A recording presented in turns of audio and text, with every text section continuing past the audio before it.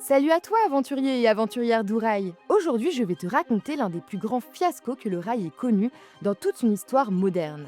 On parle de plus de 100 milliards potentiellement engloutis dans un projet titanesque, d'un réseau flambant neuf de 530 km conçu pour relier un pays du nord au sud avec des vitesses qui peuvent aller jusqu'à 400 km/h. Un projet vendu comme une révolution, mais qui a fini par devenir un gouffre financier, politique et social au point de ruiner l'État qui l'a initié. Mais le plus fou, c'est que le pays dont on parle, ce n'est pas n'importe lequel. C'est celui qui, en 1825, a fait rouler pour la première fois au monde un train moderne, une locomotive à vapeur suffisamment puissante, stable et fiable pour transporter des passagers sur une vraie ligne commerciale à une époque où le reste du monde n'en était encore qu'au stade des expérimentations. Une innovation qui va littéralement changer la planète, accélérer la révolution industrielle et transformer pour toujours la manière dont les humains se déplacent. Oui, tu l'as deviné, je parle du Royaume-Uni et plus précisément dans cette enquête de l'Angleterre. Pourtant, aujourd'hui, le pionnier absolu du ferroviaire ne possède aucune ligne à grande vitesse nationale. Aucune. Ah si, pardon, il en existe bien une, mais elle ne sert même pas à traverser le pays. Elle sert à en sortir, c'est la ligne à grande vitesse HS1, celle de l'Eurostar construite pour relier Londres au tunnel sous la Manche et à l'Europe continentale. Alors attention, par grande vitesse, j'entends 320 km/h et plus, comme en France, en Espagne, en Italie ou au Japon. Parce que sinon, oui, le Royaume-Uni possède quelques sections dites rapides, notamment sur la East Coast Main Line entre Londres et York, ou sur certains tronçons modernisés de la West Coast Main Line, mais ces lignes dépassent rarement les 200 km/h. Et pourtant, ce pays a longtemps battu des records de vitesse. À la fin du 19e siècle, le Royaume-Uni vit l'une des rivalités ferroviaires les plus folles de l'histoire, la course entre les compagnies de la côte Est et de la côte Ouest.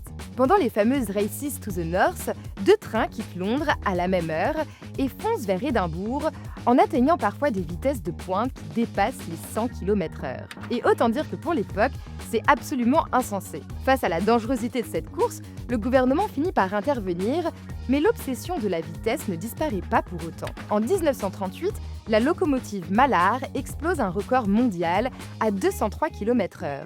Un record de vapeur toujours invaincu aujourd'hui.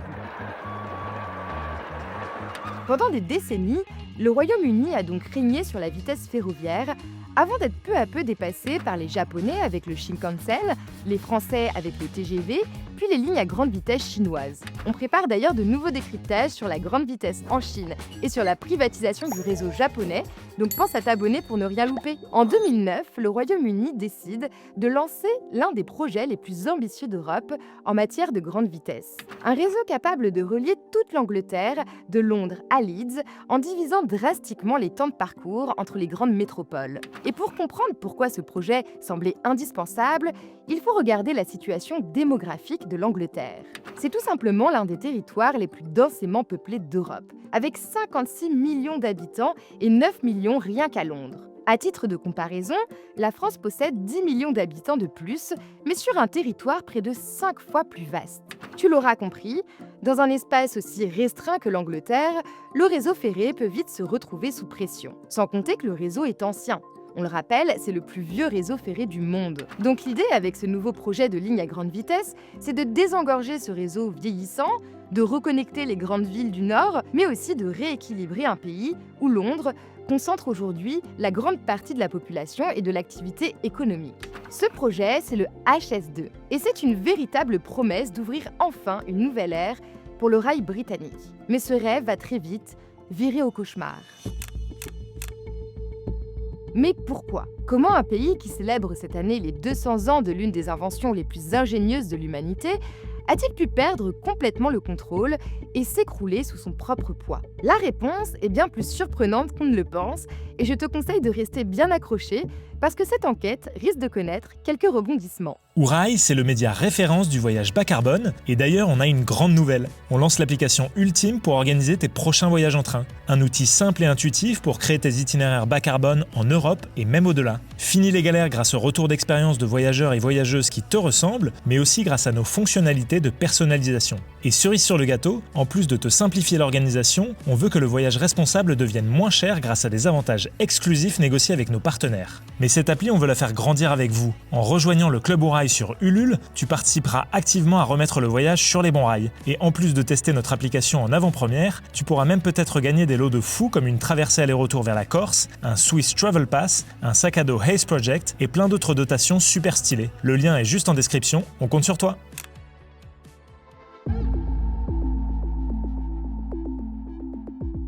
Tout d'abord, posons la question que tout le monde se pose.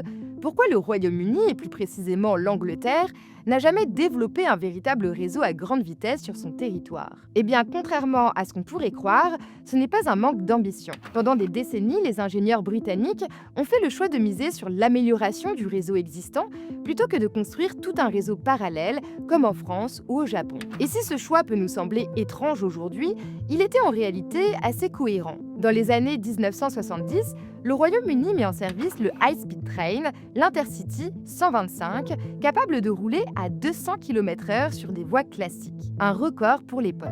Ce train devient rapidement un symbole national et les Britanniques considèrent qu'ils n'ont pas besoin de lignes à grande vitesse. À ce moment-là, ils ne sont donc pas en retard, ils suivent simplement une stratégie différente, adaptée à un pays plus petit, plus dense, et où chaque kilomètre de nouvelles infrastructures coûte beaucoup plus cher qu'ailleurs. Et c'est là tout l'enjeu.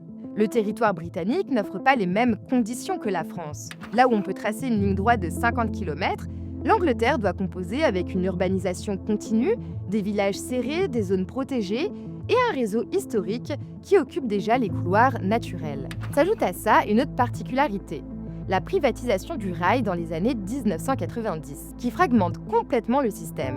Avec une entreprise pour l'infrastructure, plusieurs opérateurs pour les trains et des contrats qui changent régulièrement, il devient très difficile de porter un projet national de long terme comme une vraie ligne à grande vitesse. On a d'ailleurs réalisé un décryptage complet sur le fiasco de la privatisation du rail en Grande-Bretagne que tu peux retrouver sur notre chaîne YouTube. Mais à un moment, l'Angleterre se retrouve face à un problème de taille. Son réseau est saturé. Le meilleur exemple, c'est la West Coast Main Line, la ligne historique qui relie Londres à Birmingham, Manchester, Liverpool et Glasgow.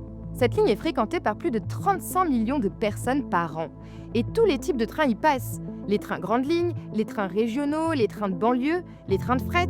Le réseau est donc plein et il ne peut plus absorber l'augmentation du trafic. Et c'est précisément là que HS2 apparaît comme une solution à un réseau qui a atteint ses limites physiques. Nous sommes en 2009 lorsqu'un homme, Andrew Adonis, ministre des Transports sous le gouvernement travailliste, propose une ligne entièrement nouvelle, indépendante du réseau existant. Sa proposition, c'est une ligne en Y reliant Londres à Birmingham, puis s'étendant vers Manchester et Leeds.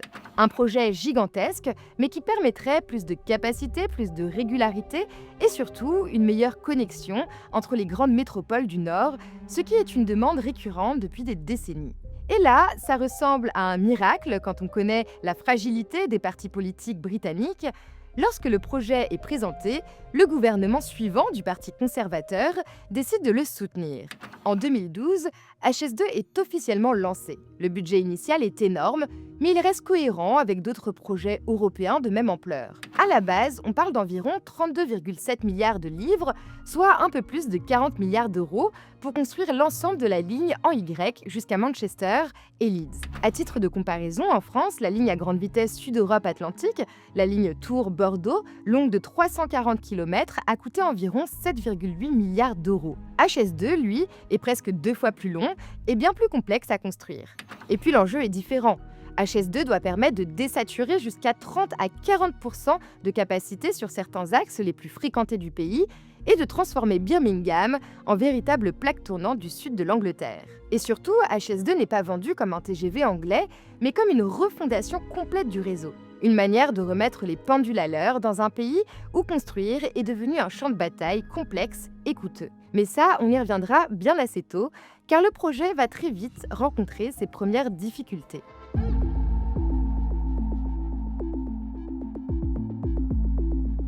Au moment où HS2 est lancé, tout le monde sait que ce sera un projet coûteux, complexe et donc forcément conflictuel. Mais personne n'imagine à quel point. Et pour comprendre la Suisse, il faut avoir en tête un truc important. Depuis plus de 10 ans, le Royaume-Uni a de plus en plus de mal à mener à bien ses grands projets nationaux. Le pays est politiquement instable, les gouvernements s'enchaînent Les priorités changent, Londres et les régions du Nord n'ont jamais vraiment la même vision, sans parler du Brexit et de l'inflation qui sont venus ajouter une touche supplémentaire de chaos administratif et économique. Bref, pour le pays, construire un projet d'aménagement du territoire comme la modernisation d'une ligne régionale par exemple, c'est déjà un parcours du combattant. Alors imagine une ligne à grande vitesse de plusieurs centaines de kilomètres, on était en terrain miné dès le départ. Le premier signal d'alerte du projet, c'est l'explosion des coûts. Dès qu'on commence à affiner les études, les chiffres s'envolent.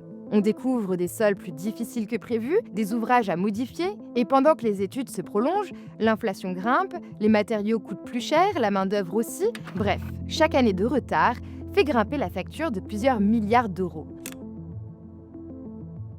En 10 ans, HS2 passe d'un projet très cher à un projet hors de contrôle qui atteint très vite 3 fois le budget initial. Mais un autre cauchemar arrive quand la ligne doit traverser des zones habitées. Le Royaume-Uni est l'un des pays où les habitants, les élus locaux et les associations ont le plus de pouvoir sur les projets d'infrastructure. Et bien sûr, c'est légitime. Personne n'a envie de voir passer un viaduc de 30 mètres devant sa maison ou tout simplement de détruire son environnement. Seulement pour HS2, les demandes se multiplient à une vitesse folle. Et c'est plutôt logique, vu l'ampleur du projet et la vétusté du territoire.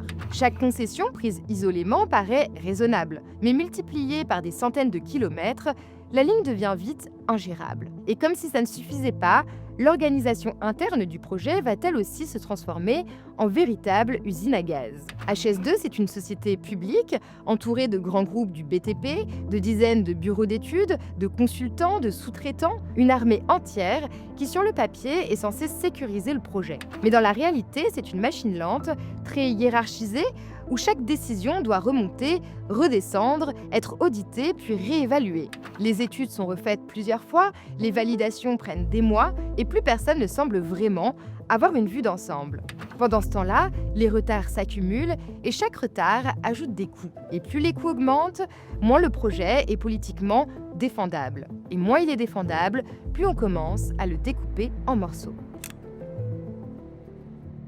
Les gouvernements conservateurs finissent finalement par perdre patience. D'abord, ils décident d'abandonner la branche vers Leeds. Puis, quelques années plus tard, le prolongement vers Manchester est lui aussi abandonné. C'est pourtant cette partie qui devait avoir l'impact économique le plus fort. En quelques décisions, le fameux Y, imaginé à l'origine, se transforme en une petite ligne Londres-Birmingham, amputée de tout ce qui lui donnait du sens.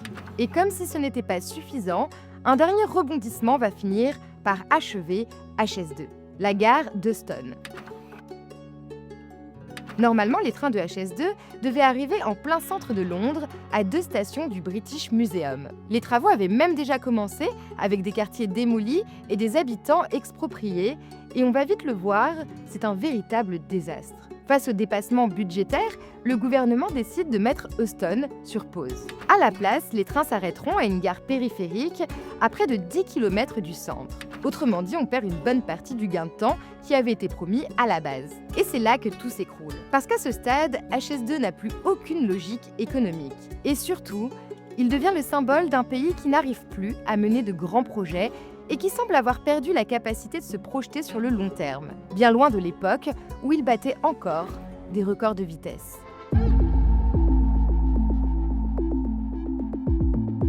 Pendant plus de 10 ans, HS2 a littéralement découpé la campagne anglaise en gigantesques chantiers. Des terres agricoles ont été achetées ou réquisitionnées, des maisons ont été rasées, des routes déplacées, des arbres centenaires abattus, des vallées entièrement creusées ou remblayées. Dans certaines régions, les habitants ont vu débarquer des pelleteuses, alors même que le tracé définitif de la ligne n'était même pas encore sûr. Et ce que beaucoup racontent, c'est qu'ils n'ont pas seulement perdu une maison, ils ont perdu une identité, un lieu de vie construit parfois sur plusieurs générations. D'autres ont dû vendre en urgence dans un marché complètement paralysé par l'incertitude, avec des compensations jugées trop faibles par rapport à ce qu'ils auraient pu obtenir en temps normal. Mais le pire, pour une partie de ces riverains, c'est qu'une grande partie des terrains expropriés ou transformés ne verra finalement jamais passer un train.